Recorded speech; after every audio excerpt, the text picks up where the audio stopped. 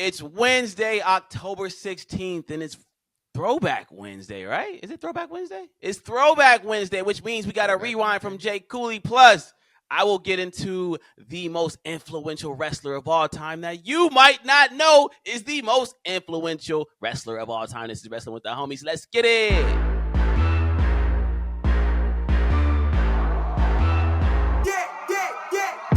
Hey, y'all know me, still same OG, it's your boy Qwan, and if you don't say the design, ye ain't seen it right. And of course, I got my man with my BFF, the coolest man in the world with the all-def digital hoodie, Cooley, hoodie Cooley. Dodger hat. You feel me? NCLS. The Coolerist. What's good, man? Stop. I don't ever want to do Coolerist again. I still can't get over Coolerist. The cooler is, man. Maybe I that was word, thinking about it don't even roll off your tongue. It like the you gotta coolerist. stop and then Coolerist. I don't know why I said that. The Coolerist. Cooley, I got a theory on who the most influential wrestler is that nobody knows, and I don't know how you gonna take this. I really don't know how. Shawn Michaels a ghost now or something? I mean, okay, so Shawn Michaels is Shawn Michaels, but this person that I am speaking on, they are the blueprint to modern wrestling, to be honest. I'm gonna break it down. I'm gonna break it down. But first, I want to start here and ask you, who do you think the most influential rapper is of all time? The most. Come on, you know what I'm gonna say. I don't. Okay, so you tell me. As far as lyrics or as far as just the whatever presence? You want. Who do you think is the most influential rapper of all time? I'm gonna go with Tupac, man. Why is that? Because like the presence he portrayed, like the nose ring, the bandanas. I feel like guys wasn't really wearing nose rings until Pac, and they looked at it as kind of sus back then. But everybody's doing it. We still see. You can go walk down Hollywood Boulevard right now and see a bald head dude with a bandana. Like, bro, what are you doing? And he's just rapping Hail Mary. It's like, yeah, you're not wrong. Tupac still got impersonators out here, which is crazy because it's like, yo, let that bro. He dead. Let him live. He died like 30 years ago, bro, and it's insane to see, man. So I got Tupac. Yeah. They treat Tupac like Elvis. Like you just see people. You go to Vegas and people are dressed up like him, asking for change and like it's performing on the streets. That's insane. That's a different type of influence. I can't even argue with that one. Tupac, man. That's next level. But I do think that there is a sleeper when it comes to being influential, not just in hip hop, but in music in general. There's a sleeper that we kind of miss. We kind of look over. And for me, that person is Kid Cudi. And I say it's Kid Cudi because obviously people were doing the melodic thing before Cudi. We had guys like Bone Thugs and Harmony. We even had a guy like Fonte. But I think Kid Cudi's music was dark and emotional, but it still had a fun melodic tone to it. And Kid Cudi, he was involved in the making of Kanye West's 808s and Heartbreaks album, right? And that album kind of shaped what music is today. Without that album, we never see guys like Juice WRLD and XXXTentacion. We never even see Drake become Drake, really, without an album like 808s and Heartbreak. So you kind of got to tip your hat to Kid Cudi. He is a very slept-on, influential artist in hip-hop. I be wrong? That man on the moon. Hey, without Kid Cudi, we would not have had Sire by Jaden Smith. And he said it.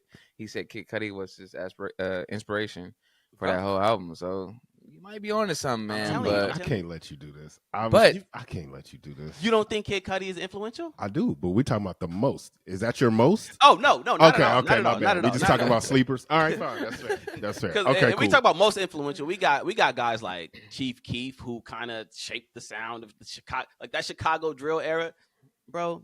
Without that, we don't have the New York drill. We don't have the UK grime. None of that is doing without Chief. So I'm not saying Kid Cudi is the most influential, but in terms of what the music landscape sounds like today, it could all kind of be directly led back to Kid Cudi. I'm just saying. And then when it comes to hoops, Cooley, who would you say the most influential hooper is of all time? I already know where you're going with this. Yeah, I already know you was going with Iverson. I already know you was going with Iverson. Bro. And again, it's hard to argue against that because Iverson had the swag, he had the braids, the big ass baggy shorts, he had the arm sleeve. Bro, I was 7 years old with an arm sleeve. I didn't even know what it was for. I just had it on because Iverson was wearing it. And it wasn't even a real arm sleeve. It was my sister's stockings. I just cut a leg off and put it on my arm. Bro, we was not using that arm sleeve for what it was supposed to be used for. I mean, but on court, that's a different conversation. Who's the most influential on court? You tell me. Who would you say? That's what I was going to say. I would say Steph Curry, bro. Steph Curry had guys at 6 foot that's supposed to be in the key shooting 3-pointers. Like, he changed the whole game, bro. Everybody want to shoot threes. Nobody want to do their job anymore. Cat got a rebound like 2 days ago and ran to the 3-point line and shot it and bricked it. When they played against the Boys. I'm like, bro, what are you doing, bro? You're 7 foot. That's interesting. Agree with that? Well, I'm saying that's interesting because what I'm hearing is that there are two conversations happening, right? It's who's the most influential in culture and then who's the most influential in the craft, right? And those are two different things. So if we're talking about that, I can definitely see how you can say Kid Cudi because after him, a lot of things changed, right? Yeah. In the culture, right? Yeah. Now, if we're talking about other rappers, well, then that's different, right? Just like how Cooley's saying in basketball, it's Michael Jordan, obviously, right? Right. But if we're talking about culture, you are 100% correct. It is Allen Iverson, right? Yeah, like he is the culture guy.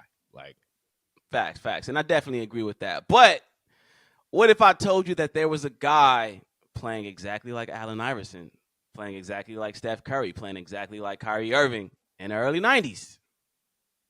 In Mahmoud Abdul-Rauf. Now, if you go look up his highlights, go to YouTube right now, look up Mahmoud Abdul-Rauf's highlights. He was Steph Curry in the 90s. This man was shooting from anywhere. He had handles out of this world. Matter of fact, it's a direct influence with him and Kyrie Irving. Kyrie Irving is on record saying that he got a lot of his style of play from Mahmoud Abdul-Rauf. Steph Curry is on record saying that, this guy is the blueprint to how I play today. Very influential, but you sleep on him because it's just like, maybe he wasn't winning nothing. Damn near didn't exist. Yeah, like, but that influence is felt. That influence is felt. He was out there playing like Iverson before Iverson, bro. And he was the first player to protest the national anthem, which And what year was we all talk about Kaepernick, but before that it was him. It was like what, the early 90s? Mm-hmm. I know he was watching Mahmoud Abdul-Rauf. Jordan was like, yeah, we got to get him out of here. Yeah, man. he came out of LSU in 1990. So yeah, that was. LSU, I remember it. Like I remember it. Cold. He was cold. Like he was cold. Bro, influential as hell, but you don't really hear his name because he kind of just got erased. We kind of move on. We see his children and we see what they doing. We see how Steph Curry plays and all the threes he's taking and the way he's dribbling. We credit all that to him and his influence, but without Mahmoud Abdul-Rauf, will we really be seeing Steph be Steph? I don't know. It's hard to say. I think that exists in pro wrestling. I really do. And that person is the phenomenal AJ Styles. Now let me land. Let me explain. Here we People don't realize. My car salesman. I'm getting in my car salesman bag. Here we go. Damn. So people don't realize AJ Styles has been wrestling since the early 2000s. I'm talking 2001 WCW. Most people don't even know that AJ Styles wrestled in WCW, but he was a part of Air Paris, and he was wrestling in WCW. He was out there doing Pele kicks. He was out there doing springboard dives and Frostberry flops. This is in the early 2000s. When you look at the landscape of wrestling today, people always say, what's the popular style in wrestling now? We say the PWG style, right? The Pro Wrestling Guerrilla style is what changed wrestling. It kind of shaped Kenny Omega, Will Ospreay, Ricochet, all these people into what they are today. Before we had the PWG style, you know what we had, Cooley? We had the X Division style. The PWG style is literally just the X Division style. And you know who pioneered that X Division style? The phenomenal AJ Styles. To me, AJ Styles is literally the blueprint of every single pro wrestler today. When you look at Will Ospreay and how he wrestles, that's AJ Styles. When you look at Roderick Strong and how he wrestles, that's AJ Styles. When you look at Orange Cassidy, outside of the gimmick, outside of the hands in the pockets, just his wrestling style, that's AJ Styles. All these guys are direct children of the phenomenal AJ Styles, our 47-year-old king. I think AJ Styles is Kid Cudi. I think AJ Styles is Mahmoud Abdul-Rauf. I think AJ Styles is a silent but influential player in wrestling. The most influential right now. So, can you be the greatest of all time if you're the most influential of all time? Can I go hand So in hand? that's not. It's not like you have to be the most influential to be the greatest of all time. Because I do think that we do have all time greats who nobody really tried to mimic, and that's fine. But I think that you can't close your eyes to the influence part. That influence is felt. That's there. That's there. I'm not saying AJ Styles is the greatest ever or nothing like that. I would I never did. say that. Yeah, you were. I still can't believe. Hey, I see. man. So that's what you were trying to do. Yeah. You said I Bryan see where you was Danielson. But come on, man. it's just like when you go back and you look at AJ Styles' catalog, bro, when he was in TNA with the shortcut and he got some classics that there's probably people still haven't seen to this day, man, because Facts. it was just a heavy WWE world and nobody didn't want to watch nothing else. We were just stuck on one brand. But when you go back and you see the things that AJ was doing before WWE, before they kind of watered him down a little bit. A lot of bit. Well, yeah. A lot of bit. They watered him down. They're like, bro, you're gonna have to you can't hold do all on. that. You can't do all that over here. Can't do Slow all down. that. And then you realize, like, yo, AJ was really one of the ones, man. But Right. definitely influential. Just think about it, bro. Like, can you have that without the luchadors? see, and that's the thing. So the luchadors is who were they were the first high flyers. The guys like Rey Mysterio and Juventud Guerrera in WCW. That was my introduction to the luchadors. But what AJ Styles did is he took that luchador style and he fused it with like a more technical style. And we didn't see a whole lot of that. AJ Styles was like Chris Benoit meets Rey Mysterio, bro. It was like the best of both worlds rolled into one person. And we see that a lot these days. That's like the typical style now. I see a guy like Carmelo Hayes out there wrestling that style. Everybody does that now. But at one point, it was really just AJ Styles. Yeah. Him, Kid Cash, Chris Sabin, Low Key, Jerry Lynn, all those original X Division guys. That's the blueprint of what wrestling is today. And it's kind of crazy that they don't get credit for it. It's kind of insane, actually. Without AJ, we don't got the Young Bucks, which means without AJ, does AEW even exist? I don't. AJ Styles, it would exist, but just wouldn't be no high flyers. Because Tony Khan, he still was gonna have money, but it just wouldn't have no high flyers like AJ. It'd just been a regular promotional company like Smoky Mountain Wrestling. Yikes! It's kind of crazy, man. And the reason I even wanted to talk about AJ Styles today and show him some love is because that career might be over. Sad. That might be man. it. That might be. Sad. What's that injury called? What did you? Liz Frank, I believe it's. I've Liz never Frank even heard injury. of it. Liz Frank. It sounds like a WNBA small forward. Liz Frank. Hey, man. It's the injury that ruined a lot of running backs' careers. Like, it's sad. Like, I seen him. He was exchanging words with fans on Twitter, and he was like, "Yo, I'm cooked." He said, "I'm cooked," because they was like, "I don't think AJ Styles' injury is real." And he finally addressed. He was like, "Bro, I got the Liz Frank injury. I'm cooked." I'm like, man, that's sad, bro. And AJ is 47. He's 47 years old. So, in all honesty, I hate to say it, but this literally might be it. Yeah, man. I don't know if a 47-year-old body is going to recover from Liz Frank injury, whatever the hell that is. This could be it. This could be it for the boy. I think they projected him to be out for over a year. Yeah, it's like a 6 months to a year injury to to recover from. But Liz Frank, yep. The Liz Frank injury is a foot injury that involves the Liz Frank joint, which is where the metatarsal bones connect to the rest of the foot. So it's like in the middle of your foot at the top. Oh, no. So if it breaks, or it kind of connects your foot and it's hard to come back from that. So you definitely need surgery from that, right? That's not something that you can just. Yeah. And that's why we haven't seen Cam Newton anymore, guys, because of that. Was that injury? That was the injury that Cam Newton had? Yeah, Liz Frank it's injury, over. Man. It's over. For a 47-year-old? Yeah, man. I hate talking about foot injuries. Like, those are just. I had the foot injury when I broke my, fifth metatarsal. It's Cooley, that's terrible it, bro. injury, man. That's it. We're about to realistically lose Bryan Danielson and AJ Styles in the same year. That's wild. Cursed. 2024 is cursed. Damn, that's crazy, man. Crazy, bro. Yeah, it's tough. That's the same injury that Chet Holmgren had. That's why he missed that first season. Yeah, he Ooh. young. Yeah, but he was able to come back. But yes, Cam Newton's on that list. Santonio Holmes, Cedric Benson. Like a lot of Udonis Haslem had it 2010. And that Jeez. slowed him up. So yeah, man. So it's a tough injury to come back from, especially if you're 47. Right. Now, maybe he'll come back and he'll have to wrestle a different style because AJ Styles, even though he is older, he's 47, he still be out there going crazy. Like we were saying WWE watered him down because obviously that's gonna happen. When you come to WWE, the style is just different, and that's what it is. You can't go high octane, balls to the wall every single match. But AJ Styles is still out there doing some incredible things for his age, man. He's still doing Pele kicks and springboard moonsaults and all that. I don't know if he can do all that when he comes back. If he comes back, he might have to change that style a lot. AJ Styles, LeBron for real, man. He might try to come back, be a manager or something, but Like can't I be said, doing though, all those jumping off the ropes, and you just can't, bro. You just can't, man. Hey, Okay, most so here's influential a wrestler. question. If he is done, where does he go down in like the top 10, top 15?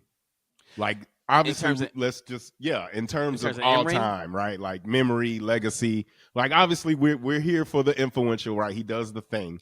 But let's Yes. talk about it in respect to the Stone Colds, the respect to the Heartbreak Kids. And I don't like that. I don't like that. I know. I but don't we like have that. to- We got to do we that. have to do I it. hate that. We have to do it. Because now we disrespecting the mans. Because obviously, if we talking about in-ring only, just from an in-ring wrestling perspective, I got Bryan Danielson and AJ Styles at the top of that list.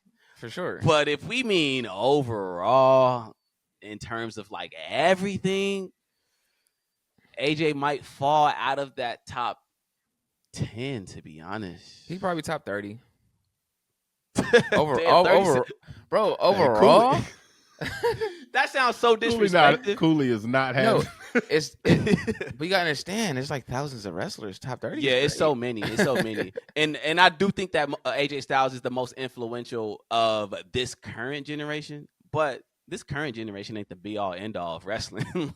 Like there were still generations before it who did their thing. So it's like just because he's the most influential of this generation, that don't mean that I gotta put him over like Stone Cold, Steve Austin, and The Rock. In terms of in-ring, yeah, but in totality, ain't no way.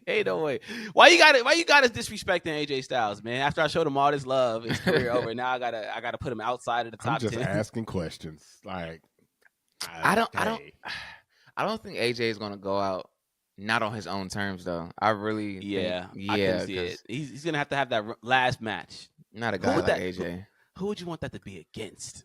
If AJ Styles was retiring tomorrow, who was that final match against? Because I know who I would put him against. I would put him against John Cena. That was his best feud in WWE and probably one of John Cena's best matches outside of the CM Punk match. Cena or Cody. Cena or Cody. He had a banger. He had some bangers with Cody too, but he did. Yeah, he did. Cena. Ooh, had a 5-star he match with Cody actually. I mean, he he can't do it with Cena though, because Cena's over with next year. He won't be ready next year. So damn, that's right. a wrap.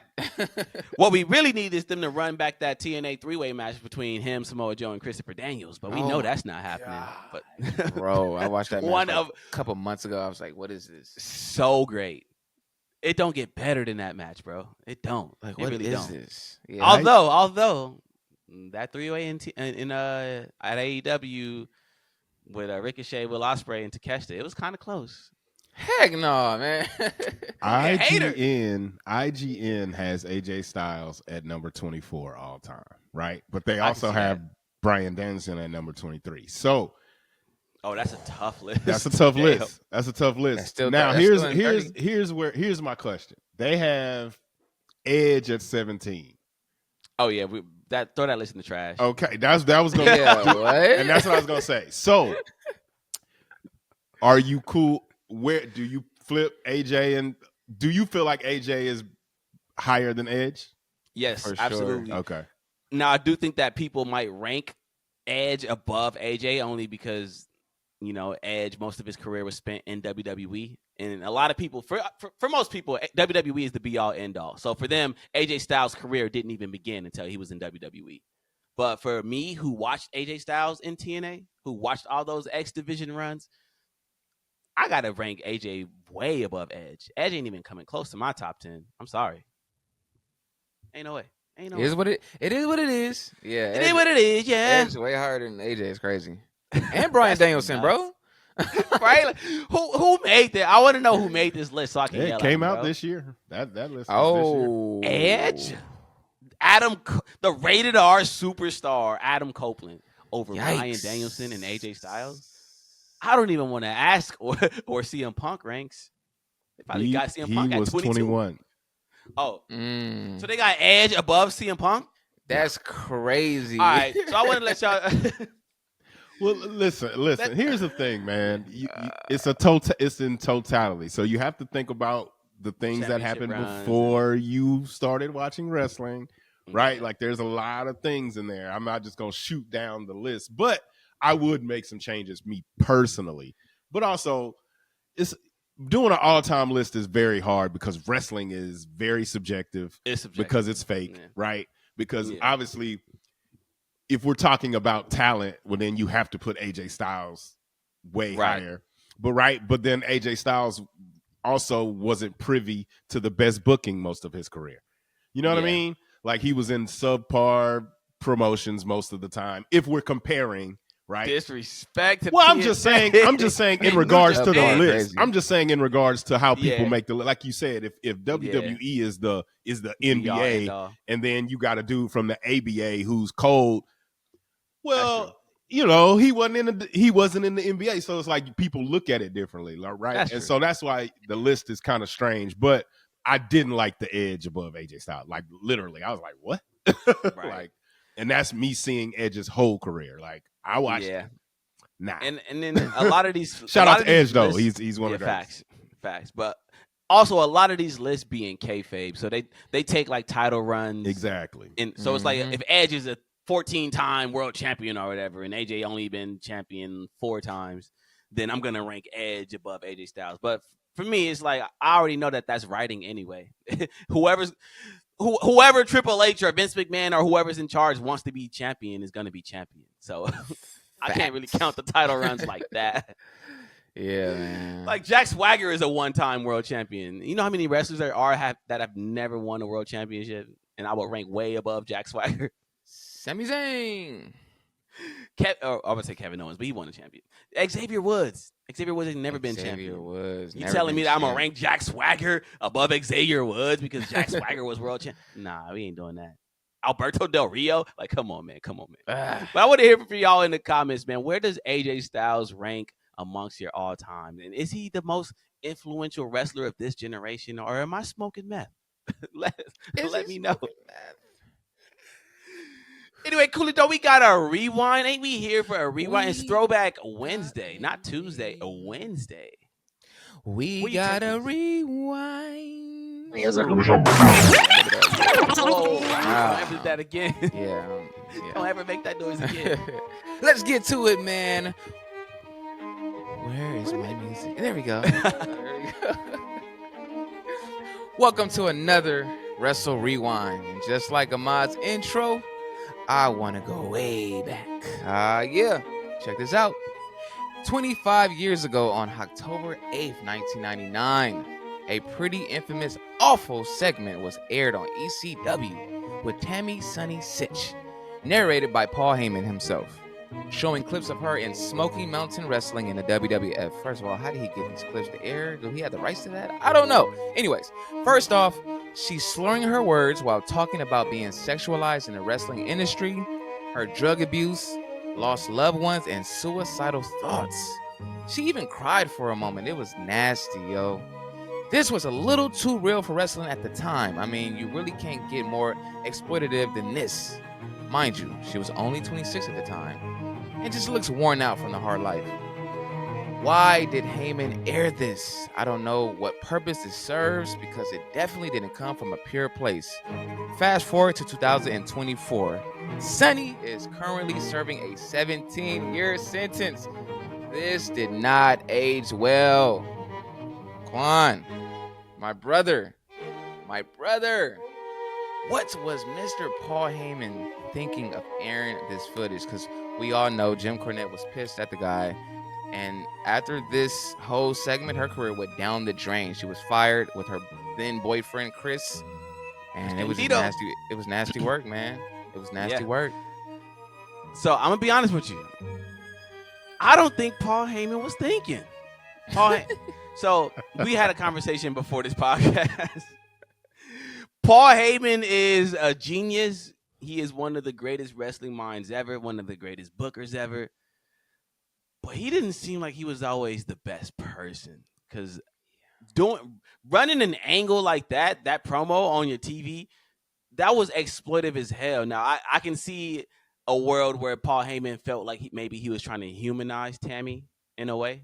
The same way WWE kind of humanized Matt Hardy with the whole Lita situation, the way they exploited that. But it came off mad nasty. Now, first off, you touched on something that I thought was insane because I remember seeing this on TV. And at the time, I didn't realize that, they were showing WWE footage. How the hell was ECW showing WWE footage? Like, what? How is that? Right. And that made me realize that Paul Heyman was in WWE's pockets for a long time. Even before we knew as wrestling fans, he was in WWE's pockets. But yeah, I can't believe they did that, bro. They could never do something like that today. Most nauseating promotional tactic of all time. She was showing feet. She was showing feet. She was showing feet, bro. You was probably excited about that, but she was showing feet. No, what do you mean? What do you mean by that? Yeah, she was going crazy, man. She looked like she was 38. She's Tiffany Stratton age, bro, at this time, and she just looks worn out, bro.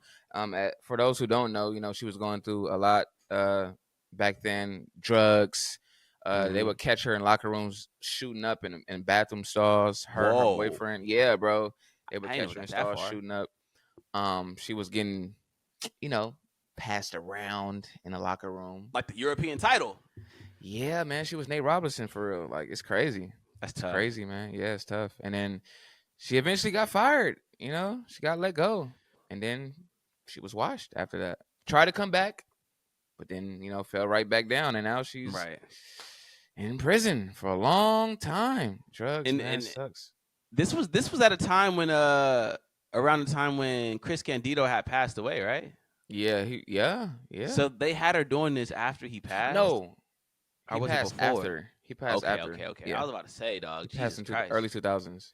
Yo, the dark wrestling really does have a dark side when you really think about it. Like, damn. We would have never known. Like, that's crazy. Imagine if we didn't have none of these episodes, none of these documentaries, like, and we just saw what was on our screen. We would not sometimes know. It's like sometimes I don't want to know this stuff. Like, I'm gonna be honest with you. As a wrestling, I get that every industry has its pitfalls, bro. I'm sure there's stories that the NBA does not want to get out because it would paint them in a not so good light. I mean, we brought up Mahmoud Abdul-Rauf. He was pretty much blackballed from the NBA. I'm sure the NFL and all these other forms of entertainment has like pitfalls that they would not want to see the light of day. They wouldn't want fans to see that because we might look at them different. Wrestling got a lot of that. A lot. We just saw the Vince McMahon documentary recently, bro. Wrestling has a lot of that. And when you see that kind of stuff, it kind of makes me think, why would anybody in their right mind become a professional wrestler? Facts. And it was things in that doc that I was like, I didn't even want to know, to be honest. I'm like, that's what I'm saying. So it's like, why would I want to involve myself in an industry that did this to Tammy? Because if we being not like, I'm not trying to shoot her any bail and say that what she did was because of ECW or anything, but I'm sure a part of her past and like the things that she went through when she was in professional wrestling kind of directly led to the person that she became today. For sure. Like, the reason she's in jail right now is probably because of the trauma that she went through during her years in professional wrestling. Ain't no telling what she was going through. And it's crazy. Exploited on TV.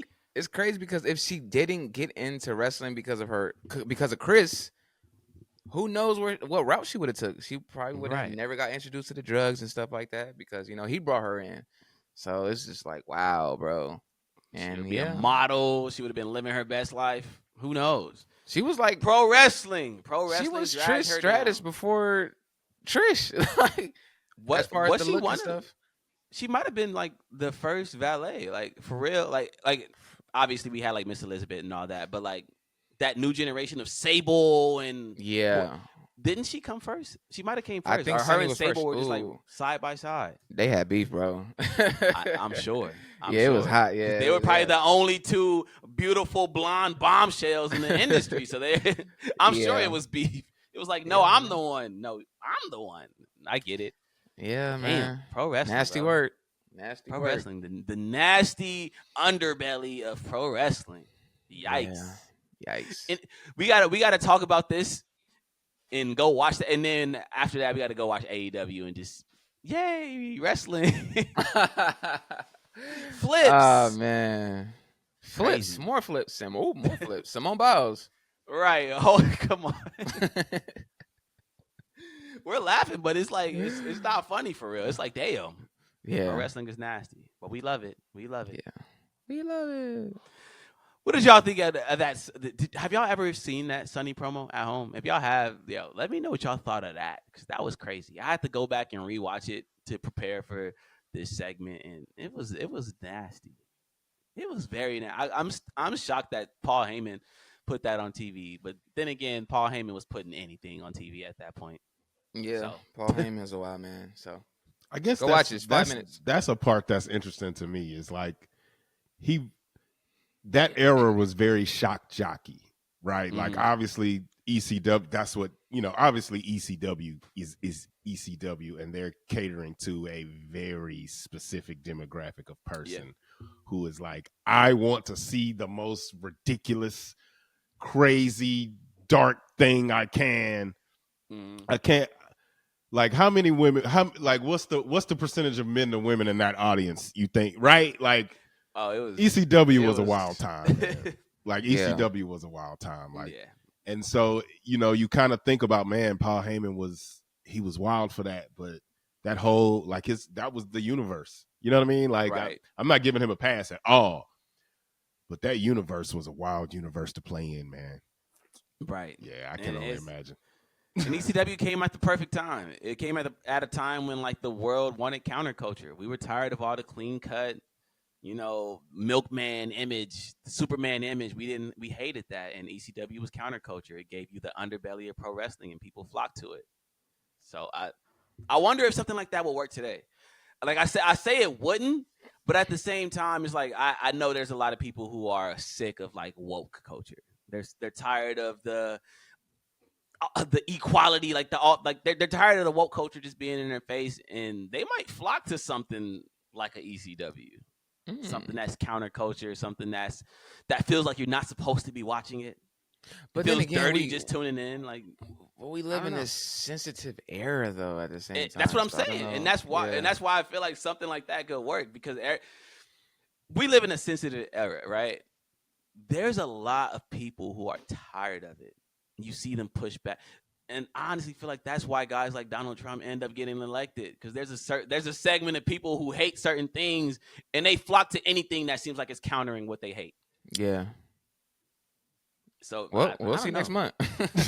I'm nervous. I'm terrified. I don't know what's gonna happen, but we'll see.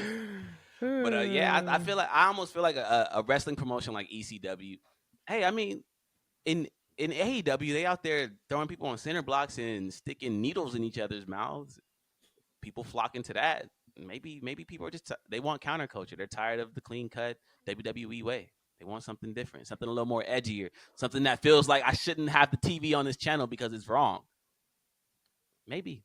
I remember being a kid turning into that fuzzy channel and seeing a glimpse of something I wasn't supposed to see and keeping it on that channel just to see if I see it again. We all do it. The things that we're not supposed to see. Oh, you was a little. You know what I'm talking about? The tube TV. You gotta hit the side of it. Like, I don't know what you're talking about.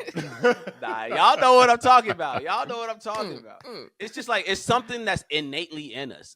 We like seeing things that we feel like we're not supposed to be watching. It's like, yo, am I supposed to be seeing this? He damn near stabbed a guy in the ring. This is wrong. I need more of it. What happens when you grow up on South Park, man? It's what happens. Like we had South Park. We did. And Rotten. Remember Rotten? Oh, Yikes. Ugh. Yikes. Ugh. Anyway, do we got a game today? Yes, we do. What we on? All right, today let's get it back positive. Let's Right, that was get it back sad. going. That was Yeah, scary. we got dark for a second. We got dark, but hey, the story was it's all good. Today we are going to play tag team shake up. So the tag team division I don't know what's going on with that. Like ever since, right? I think it's just I don't even know if it's real. Like who are the tag team champions right now? Like I don't even. For real. I have no idea. Like JD McDonough and Ben. right. We so do not care. We do not at care. all. So we need to shake this up. So in lieu of figuring out what to do with tag teams, let's reshuffle that. So, for instance, you have the Usos, Jimmy and Jay. They're a tag team, sorta, hopefully. And then we have the New Day. Who could Kofi Kingston actually be a better tag team partner with that we would care? Ooh. You know what? I think that's the team right there. You put Kofi Kingston with Jimmy Uso, and you put Jay Uso with Xavier Woods. Shake it up. That would be perfect. How you feel about that, Cooley? They got history. You said Kofi with Jay? Kofi with Jim. Just because Kofi Kofi's with like the Jim. leader and Jay Uso's the leader, so we need the leaders on different teams. I see what you mean, but the match is gonna be stink bombers though, man. I mean, they Them can go matches against other people. Oh no, man. He said the matches is gonna be stink bombers. Yeah, man. I can't like they wrestle two different styles. I don't know if that's gonna work. I don't want to see that. I don't want to see Who would you that. put them with then? I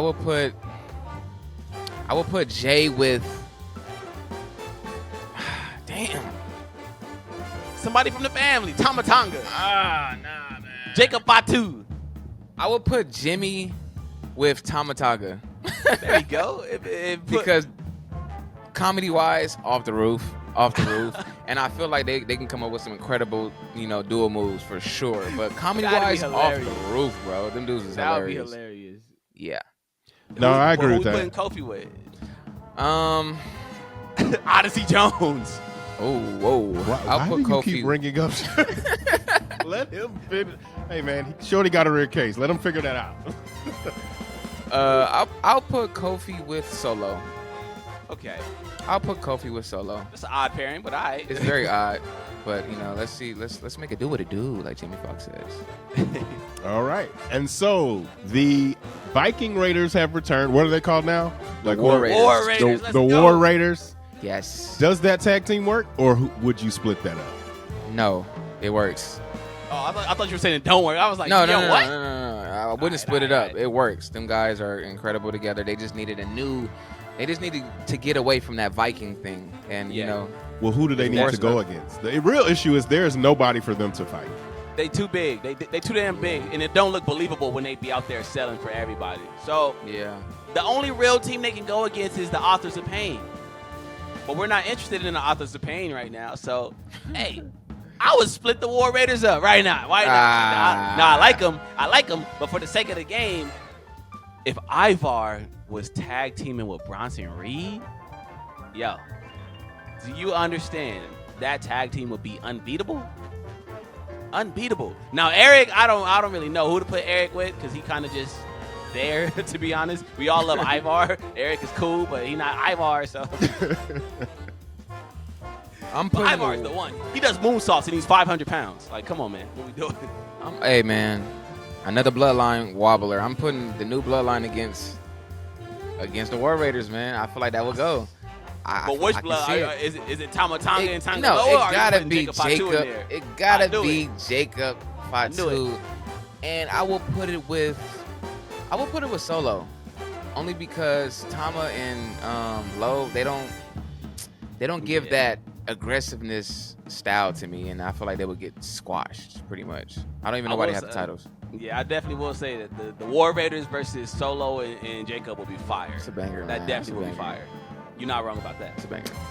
All right. And lastly, the Street Profits. Look, here's my issue with the Street Profits, right?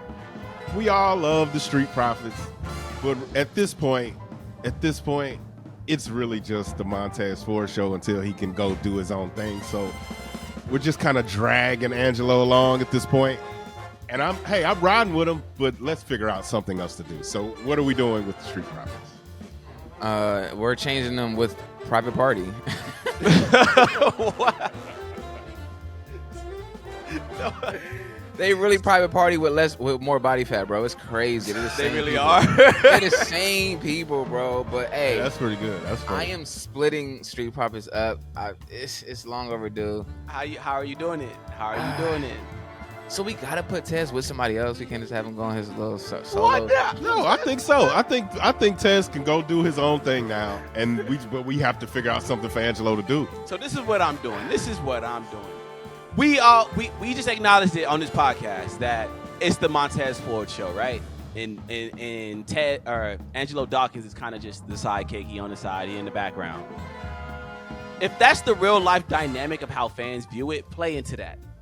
Have people getting in Angelo Dawkins' ear, telling him that, you know what? Everybody thinks Montez is the star, but you're actually the star. You're the best wrestler on his tag team, because that is kind of the truth.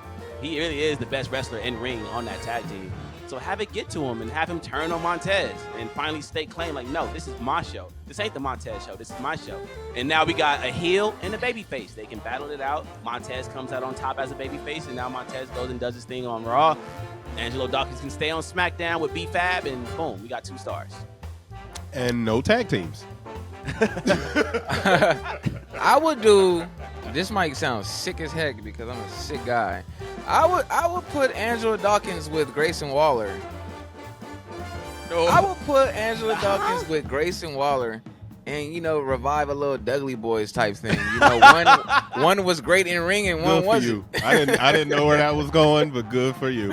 One was good in the ring and one really wasn't. They were just there. So put Angelo Dawkins with Grayson Waller. That is all I have. That was fun. That was good. That was fun. We had to rebound after that sad ass topic. Cooley had me about to cry, man. Hey, man, had to switch it up. But Angelo Dawkins really can go, man. That's the one thing about Angelo Dawkins. He's not as marketable as Montez, because Montez got the look. He got the size. Yeah. He can talk. He can sing. He can do everything. But when it comes to ding, ding, ding, that bell rings, Angelo Dawkins can go. We got to stop sleeping on that aspect, because that matters too. In-ring ain't the be-all, end-all, but it matters too. It matters. I don't like the disrespect that y'all be giving Angelo Dawkins. Nah, he's definitely one of those ones. He just don't have the it. Obviously, I'm assuming that's the body fat part you was talking about. Calling them Private Party with more body fat was wild. That was hilarious. Montez got more body fat than the what's the dude's name that wrestles just like him? I be forgetting their names, bro. Zay. There we go. Yeah, I be Zay. forgetting their names. Yeah. He reminds me of Tez. It's just he low-key funnier than Ted. He be moaning in people's ear, and it's the funniest thing, bro. Like, he'll just come up behind them and just be like, like, bro, what did you just do? Hey, that's why. That's part of his character, man. Private Party. They hilarious. Yeah. Anyway, let's get into some fan chatter. Where's my comment? I wanted to read. I had it loaded up. Well, I'm sorry. Give me a second. I'm like, where's this comment that I wanted to read? I had it saved in my photos, and now I can't find it. Here we go. So this comment comes from Brian Vision 7094, and this is directed towards Jay Cooley. The cooler is ready to answer for your sins, Cooley? Uh-oh. He says, here's the thing with Gunther. It feels like art just sitting back and watching him slowly beat and chop a man for 10 to 20 minutes plus. He's a legit heel. None of this, I'm a heel, but I want to be cool thing that the guys do now. Okay, apparently this guy did not like what you said about Gunther, so. That's great. Wrestling is very subjective. Shout out to him, though, for sure. But here's the thing. We can't complain about people getting chopped up in AEW, and then, we make it fair with Gunther chopping guys up for 15 minutes straight. Like, That's kind of crazy. Like, what are we talking about, right? Or we can just not complain about anybody chopping anybody and just accept it for what it is. Like, how about that? Nah, that chopping stuff is kind of overrated, bro. Like, I don't want to see that. What's wrong with chopping? I mean, he it's had a just good like- point. It is art, but WWE isn't the art place. Yeah, that's AEW true. is the art place. That's true. So, like, yes, it's cool, but I'm not at a museum. I'm at the amusement park. You know what I mean? So, like, Yeah, what are that's we true. doing? And I do appreciate that Gunther is playing a real. He's not the cool heel. He's not the guy with the sunglasses and I'm too cool for school. Everybody wants to be me, but I'm a heel. I'm a bad guy, quote unquote. Even though the crowd is cheering for me, low key. Like it ain't none of that with him. He is straightforward. Like yo, I don't want y'all to cheer for me. I hate y'all. I'm the best wrestler in this ring, and that's it. Yeah, I appreciate that's that. fire for sure. What did he tell Cody that. when he left the ring on Raw? He was like, "Good luck to me," or he said something like that. I was like, "Bro, it's crazy." Like he said something crazy to Cody, bro. I was like, "Wow." And Gunther's kind of funny, bro. He kind of funny. Like yeah, like that plus the thing he did with Bret Hart. You know, saying that Goldberg was his favorite. That's funny. Gunther is low key hilarious. Yeah. Let's keep it on Gunther because our boy Obi-Wan is cool. Y'all know the homie Eric. He's always in our comments. He said, unfortunately, Gunther feels like a wrestler for adults. He doesn't appeal to kids. To be honest, I don't think he even appeals to German kids. Cooley needs to start from the beginning of the podcast when we were talking about watching wrestling wrong because he's watching it wrong. In the modern landscape, the fact that he wrestles an older style makes him unique. I'm not watching it wrong. I'm watching it right. Like I said, Gunther will prosper. Think he right about everything. Like, he's prosperous in the 80s, man. Like, no, I just don't like his style. I'm sorry. Like, what more? But that is a good point though, because who else wrestles Gunther's style in WWE? You could say Ludwig Kaiser, kind of, maybe, possibly. That's it. That makes him unique. Because think about the wrestlers that you like. You like Montez Ford, right? Cooley, you're big on Montez Ford. Yeah. Who else wrestles like Montez Ford? Javon Evans, Carmelo Hayes. But that's the thing Dragon these days, Lee. though. That's the thing. And that's the point. Gunther's nobody else is doing like because when he said that, I thought I could definitely see Gunther wrestling Harley Race. Like it makes perfect sense, right? But that is very old. Like how many? Nobody's listening to Elvis. Bro. You know what I mean? Like if somebody came back and started singing like Elvis, it's not like we're gonna say, "Ooh, he's unique." We're gonna say, "What?" I mean, that's true. We talked about this before. So first of all, Gunther he can't be unique because it happened before in the past. So we already seen it. And we don't want to see it no more. And like you said, if AJ Styles was doing all this crazy stuff way back and nobody was acknowledging it. Yeah, that's unique because nobody wasn't doing it when he was doing it, so that's unique. But now everybody do it, so we got to switch the game up. So it's different. Move forward. Yeah, he's moving backwards. Doing something that we seen before. And I'm playing dumb right now just for the sake of it, but I get what Cooley's saying because it's like the NBA, bro. If you bring a guy into the NBA who plays like goddamn Arvydas Sabonis. It was good. It was good at the time when it was good, but you put that person in the NBA now, and even if they're a good basketball player, they're kind of a dinosaur because the game has kind of moved past that. You know what I'm saying? Like we got guys like John Morant running the court at 80 miles per hour and damn near dunking from the free throw line in the game, and then you got a guy over here playing like Andre Miller. It's just not. And shout out to Andre Miller. Nothing wrong with his game. He had a great technical sound game, but you put that in today's NBA, and it sticks out like a sore thumb for the wrong reasons because it's old school, and the game ain't old school no more. So I get what you're saying. This is why Jahlil Okafor is not in the league. Hey, why Andrew Bynum is not in the league. This is why not Greg Oden. What was my man? He played for the Pacers. Dark skinned guy. Roy Hibbert. This is why Roy Hibbert is not in the league. The game has moved past that style of play. So I forgot he was a Laker. Right. But thank you, Obi-Wan, for that comment. Very insightful as always. And again, if you want to get back your comments read on our podcast, go ahead and leave one. I'm talking about Twitter, Snapchat, AIM, MSN Messenger. We read everything. Whoa. We read everything. Remember MSN? That was crazy. MSN, crazy time, bro. That dial-up internet was crazy. Right. Anyway, do you got a final thought for us, Cooley? Besides the Dodgers being ass. Wow, the Dodgers is not ass, bro. Are you watching? I got one for the haters. I got one for the haters, man. We all have haters, right? We all got it, man. But we can't let that interrupt our day today. So I'm gonna hit you with something. Give them the sweet chin music. And don't pass the ox. Yeah. Shout out to K-Dot, baby. Best of with the homies. This was another episode. I hope you enjoyed our wild and wacky shenanigans. If you want to see more content like this, make sure you are subscribed because we do this Monday through Friday. We be tired, but we still give y'all the best show that we can. And I'm the man, and we out of here. Peace. I'm about to go play my piano. Peace.